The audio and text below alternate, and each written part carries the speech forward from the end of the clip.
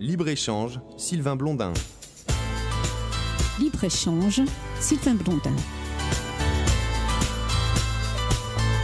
Aujourd'hui, les pharmacies sur le territoire français sont bien réparties puisque nous avons des règles d'installation.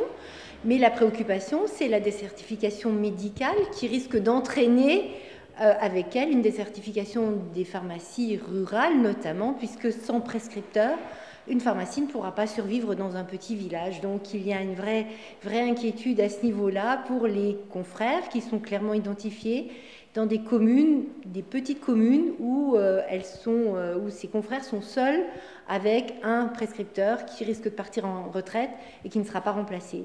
Il y a vraiment une grande fragilité de ces officines. Parce qu'une officine sans médecin aux alentours ne peut pas fonctionner. Ça paraît quand même très difficile de faire survivre une pharmacie en l'absence de prescripteur, oui.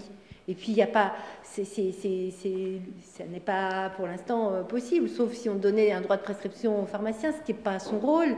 Et donc, alors peut-être que la télémédecine pourra être une réponse, voilà, ou des cabinets secondaires. Donc il y a des pistes de réflexion parce qu'aujourd'hui on sait qu'il y a une problématique qui va être un peu compliquée à résoudre. Donc il y a des pistes justement sur la télémédecine, sur des cabinets secondaires, sur le partage. Et je pense que beaucoup de personnes réfléchissent à ces modèles peut-être inventés pour essayer de sauver effectivement la santé publique sur l'ensemble du territoire. La désertification médicale est forcément quelque chose qui nous préoccupe puisque les ordres professionnels, et en tout cas l'ordre des pharmaciens, a pour objectif aussi la protection de la santé publique. Ça passe forcément par la défense d'une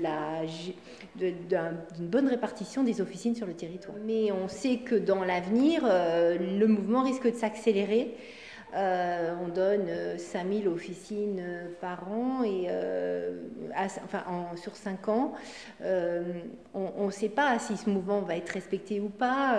C'est compliqué de savoir, d'anticiper parce qu'on ne peut pas prévoir non plus le mouvement des médecins aujourd'hui, comment il va être endigué, est-ce qu'il y aura un afflux de prescripteurs de l'étranger. Tout ça est un petit peu difficile à cerner de façon objective et réelle. Libre-échange, Sylvain Blondin.